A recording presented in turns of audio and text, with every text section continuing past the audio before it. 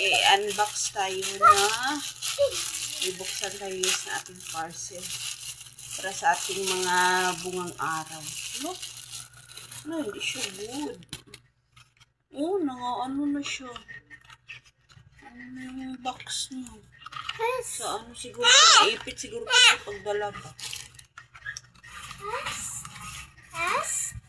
Sira na yung box. Papa. Para sang Japanese yung ano. Dito ko to wash. Baby. Uy. Siya guys. Kinuha na agad nila ito.